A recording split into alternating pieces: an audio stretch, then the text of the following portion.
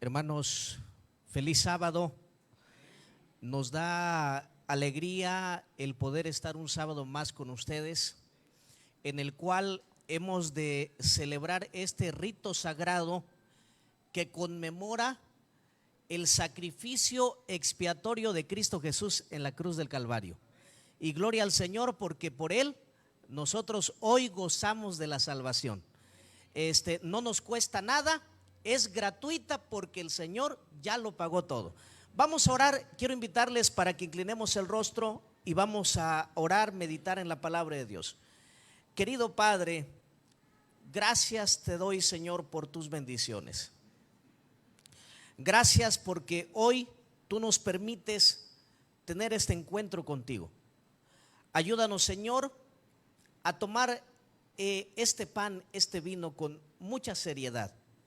Que podamos, Señor, reconocer lo que hiciste en nuestro favor, pero también que este rito sagrado pueda ser un eco en nuestras vidas. En el nombre de Cristo Jesús, amén. Quiero que vayamos, hermanos, a nuestras Biblias, al libro de Primera de Corintios, capítulo 11, versículo número 17. Primera de Corintios 11, 17. ¿Qué dice la Biblia? Dice la Biblia: al anunciaros esto que sigue, no os, ¿qué cosa? Alabo, porque no os congregáis para lo mejor, sino para ¿qué cosa? Para lo peor. Vuelvo otra vez a regresar en esta cita. Dice: al anunciaros esto que sigue, no os alabo, porque no os congregáis para lo mejor, sino para lo peor. Ahora, quiero que nos detengamos en ese versículo. Recuerdo que en una ocasión fuimos a una de las iglesias de nuestro distrito. Y recuerdo muy bien que cuando estábamos en pleno culto divino, mi bebé empezó a hacer una serie como de berrinches. Empezó a llorar. Y de repente empezó a moverse de un lado para otro. Y hermanos, cuando yo lo vi y estaba yo predicando, me causó una molestia. Y recuerdo que le eché una mirada a mi esposa, una mirada matadora, ¿verdad? Como diciendo, haz algo. Y mi esposa me vuelve a lanzar la misma mirada matadora. Y recuerdo, hermanos, que pues mi esposa intentó calmar al bebé. Y cuando llegamos a la casa, yo recuerdo que al bebé lo pusimos en la cama. Y empecé a hablar con él. Y le dije: hijo, no me gustó lo que hiciste en la iglesia. Y quiero pedirte algo: no lo vuelvas a hacer. Porque si lo vuelves a hacer, te voy a dar 2 nalgadas. Y recuerdo que el bebé se empezó a como querer sonreír. Y me quería ganar la sonrisa. Pero me puse serio y le dije: y no es juego. Así que, por favor, graba lo que te estoy diciendo. Tú puedes decir, pero es un bebé. Y fíjense, hermano, que cuando me puse serio, el bebé también se puso serio. Ahora, cuando yo reflexiono en el caso que me sucedió, me recuerda lo que Pablo le está hablando a los corintios. Porque Pablo, como un padre espiritual, le está hablando a la iglesia. Y le dice a la iglesia: al anunciaros esto que sigue. ¿A qué se refiere con esto que sigue? Se está refiriendo al rito sagrado de ¿qué cosa? De la Santa Cena. Ahora, ¿qué es lo que Pablo tiene en contra de los corintios? ¿Qué es lo que Pablo quiere llamarles la atención? Miren, dice Pablo, no os alabo, dice, porque no os congregáis para lo mejor, sino para ¿qué cosa? Para lo peor. Ahora, ¿por qué a Pablo no le agrada lo que los corintios están haciendo? ¿Por qué a Pablo le parece desagradable? Miren, si ustedes leen la carta, en la iglesia de los corintios había una diversidad de culturas. Gente de diferentes lados habían escuchado la palabra de Dios. Muchas personas habían aceptado a Cristo como su Salvador personal. Y en sus diferentes tipos de pensamientos habían convertido varios ritos de la iglesia sagrados en cosas comunes de hacer. Y yo quiero decirles, hermanos, lo siguiente, que el Señor, cuando Él ha ordenado, ha puesto pautas para hacer algunas cosas dentro de la iglesia, deben seguirse al pie de ¿qué cosa? Al pie de la letra. Si el Señor dice hay que guardar el sábado de puesta a puesta de sol, yo pregunto, ¿cómo debiéramos guardar el sábado? De puesta a puesta de sol. No hay cabida para opiniones personales. No hay cabida para, es que me parece mejor así. Porque entonces caemos en lo que ocurrió en el cielo. Y yo les pregunto, ¿qué ocurrió en el cielo? Satanás dijo, así debe hacerse, esto a mí me parece, no me parece lo que el Señor dice. Y entonces, ¿qué causó Satanás en el cielo? Una división. Por eso a Pablo le desagrada, no alaba lo que los corintios hacen, porque toman con liviandad el rito sagrado de la Santa Cena. Si yo te preguntara en esta mañana, ¿cómo tú estás tomando este rito sagrado? ¿Le estás dando el debido respeto? Ahora miren, quiero que vayamos al versículo 18. Quiero que alguien me lea el versículo 18. ¿Qué dice la Biblia?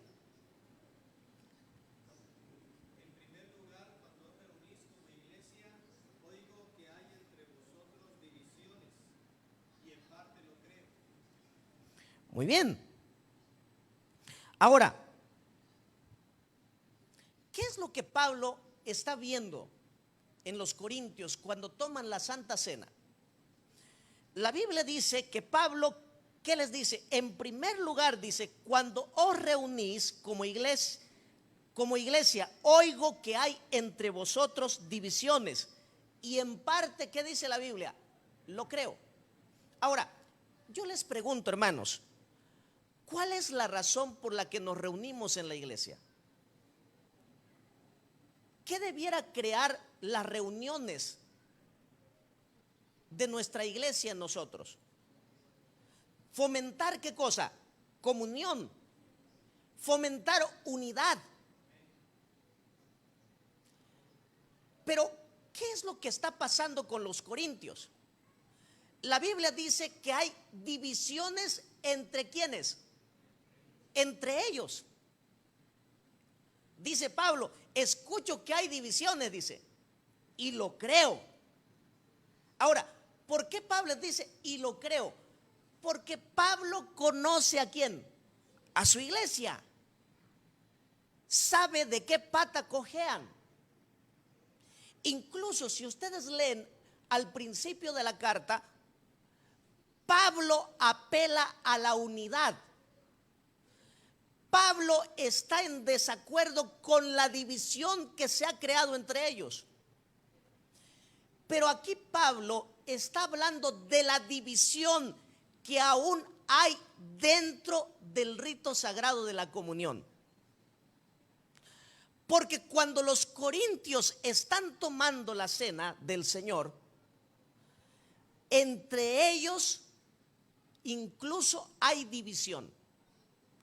Porque se dividen en facciones. ¿Para qué?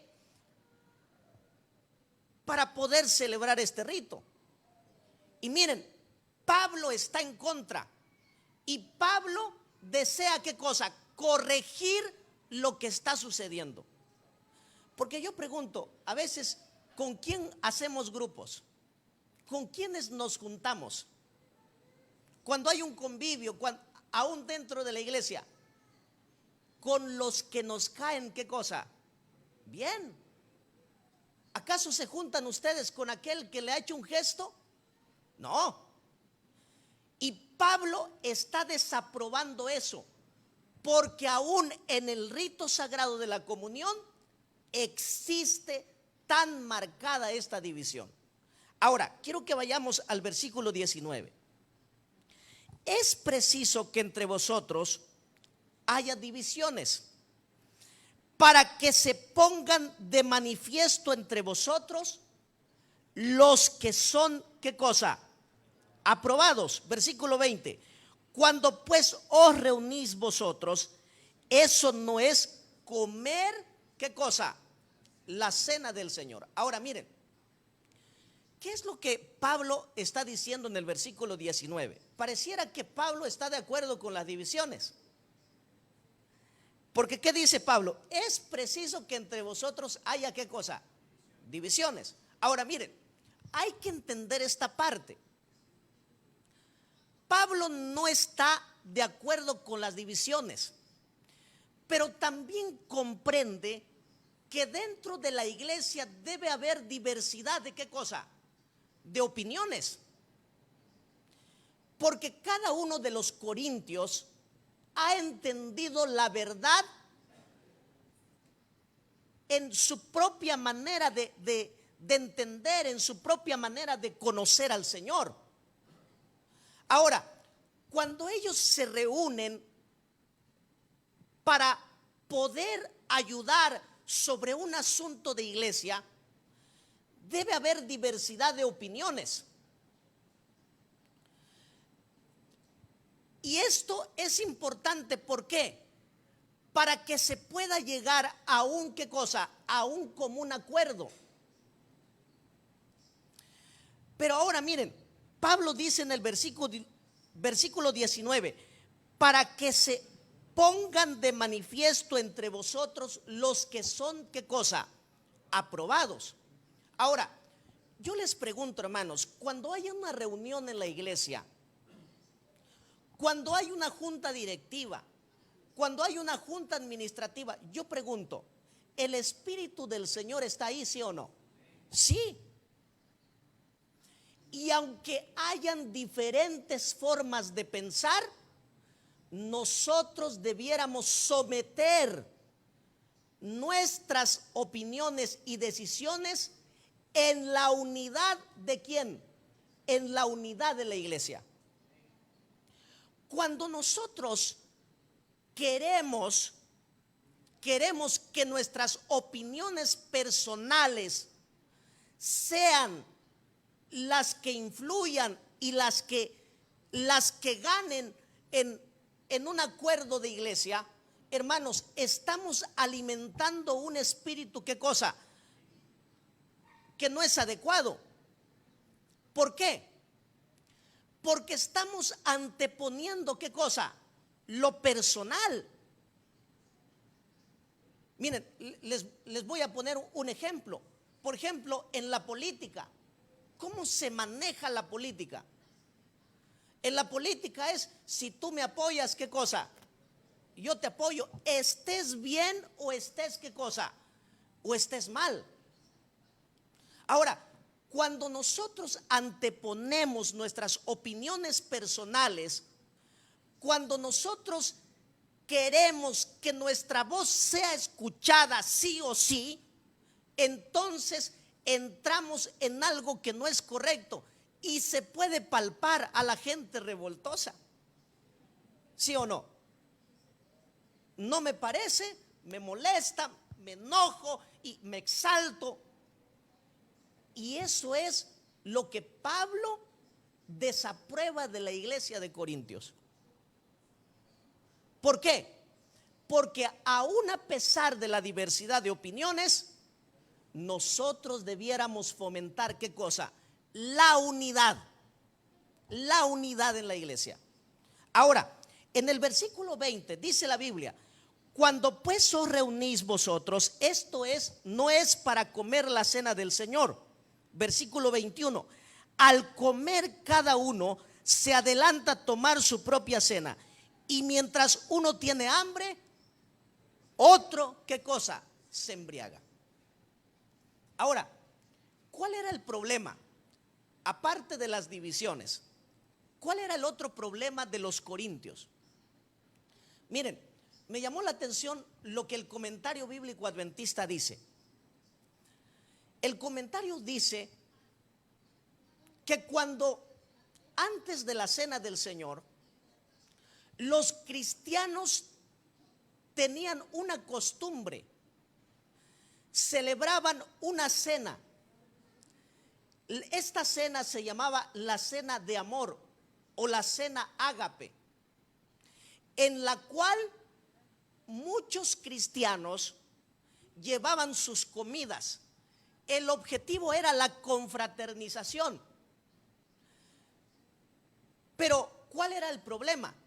El problema era que no compartían. Los ricos comían su propia comida, y cuando los pobres llegaban para confraternizar, pues tristemente se marcaba la diferencia. Entonces la cena de amor no cumplía el objetivo. ¿Por qué? Porque solamente la gente llegaba para ¿qué cosa? Para convertir lo sagrado en algo común y corriente. Vean cuál era el pecado de los corintios. Incluso la Biblia dice que unos ¿qué cosa? Se llenaban, la glotonería, y otros ¿qué hacían? Se embriagaban. Ahora, tú te puedes preguntar, parece que Pablo no instruyó bien a la iglesia. Parece que Pablo no les dio bien las doctrinas de la iglesia. Pero recuerden, ¿de dónde habían salido los corintios? Del paganismo. Y ellos acostumbraban a tomar vino para poder celebrar fiestas a sus dioses.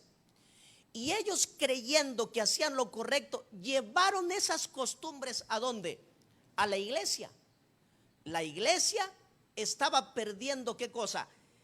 El objetivo del rito sagrado de la Santa Cena, porque los corintios se estaban convirtiendo en glotones y en ¿qué cosa?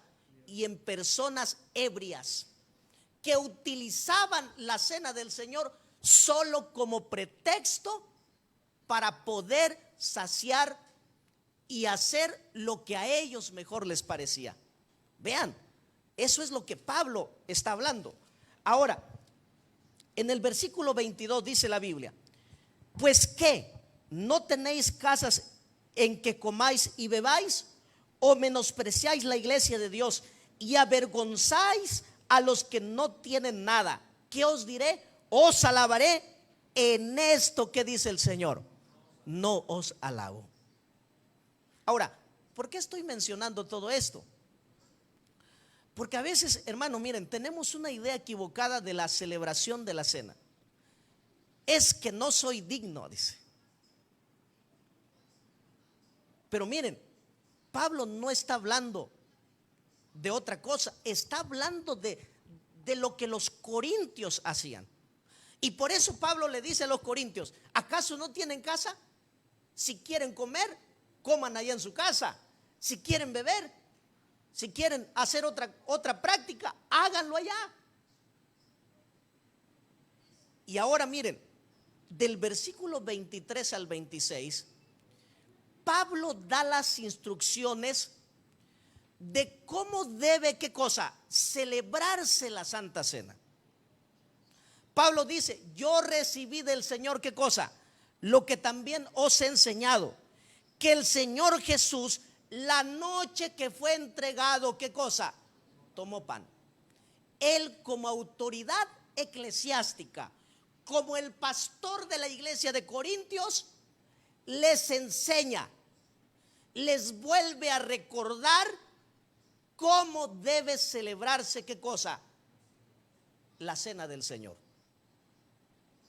Ahora, quiero que leamos el versículo 26. Dice la Biblia: así pues, todas las veces que comáis este pan y bebáis esta copa, la muerte del Señor, ¿qué cosa?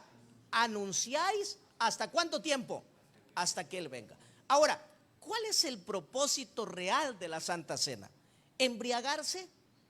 ¿Comer de más? ¿Cuál era el propósito de la Santa Cena? El propósito es claro. La Biblia dice: cada vez que comáis y bebáis esta copa, la muerte del Señor, ¿qué cosa?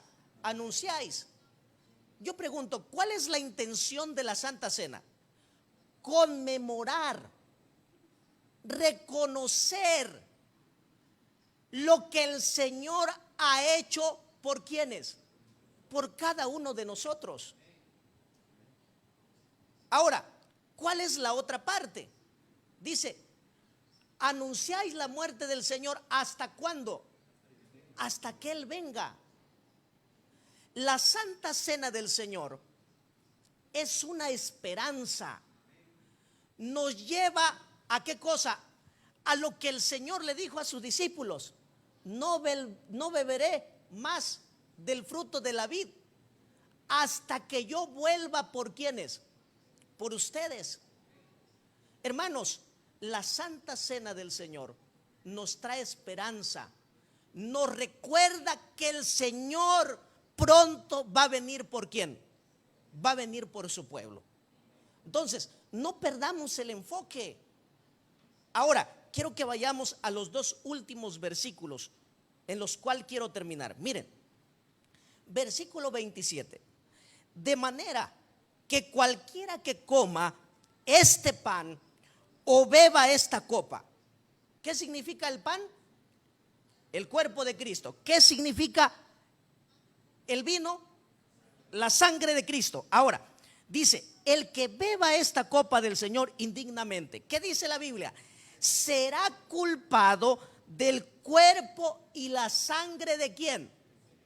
Del Señor. Ahora, cuando nosotros tomamos el pan y comemos del vino indignamente, ¿qué pasa con nosotros, hermanos? Nos convertimos como aquellos que, ¿qué cosa? ¿Qué hicieron? Mataron ¿a quién? A Cristo. Ahora, quiero que leamos el versículo 28, porque tú puedes decir, pero ¿qué es indignamente? Miren, por tanto dice: pruébese cada uno, ¿qué cosa? A sí mismo, y coma así del pan y beba ¿de qué cosa? De la copa. Ahora, ¿qué tenemos nosotros antes de comer y beber del vino? ¿Qué tenemos que hacer? Dice la Biblia: pruébense ¿a qué cosa? A sí mismos. Si yo les preguntara qué significa la palabra probarse a sí mismos, la palabra probarse a sí mismos significa examinarse, autoanalizarse. Yo les pregunto, hermanos, ¿cuántas santas cenas hemos celebrado? ¿Cuántas santas cenas tú has participado? A lo largo de mi vida, hermanos, he celebrado un sinfín de santas cenas. En los casi 8 años de servicio en la iglesia, llevamos varias santas cenas ministrando. Pero ahora yo quiero cambiar la pregunta y decirte: ¿qué es lo que ha provocado en ti este rito sagrado? Porque ¿qué debe provocar en nosotros? Debe provocar un cambio, una manera diferente de vivir la vida cristiana. Pero yo pregunto, ¿cuántos de los que están aquí han cambiado realmente? ¿Viven de acuerdo a los designios de Dios? Habemos muchos que cuando salimos se nos olvida y vivimos la vida a como nos parece conveniente, como los corintios. Convertimos algo tan sagrado en algo tan común y corriente. Pero cuando tú realmente te enfocas en lo que el Señor ha hecho por ti, en lo que realmente costó el sacrificio de Cristo, entonces tú le das el verdadero significado. Y entonces haces un pacto con Cristo y tu vida empieza a surgir una transformación. Porque si tú vienes solamente para comer de un pedazo de pan y tomar de un vino y te vas y vives tu vida como si nada, entonces estás comiendo el pan y el vino indignamente. Yo quiero animarte en esta mañana para que centres tu mente en lo que el Señor ha hecho por ti, a que reconozcas que la sangre de Cristo tiene poder, a que reconozcas que el Señor tuvo que pagar un alto precio para que tú y yo fuéramos salvos, y que la única forma en la que nosotros podemos conmemorar, podemos reconocer lo que el Señor ha hecho por ti, es viviendo una vida de acuerdo a la que Cristo quiere que nosotros vivamos.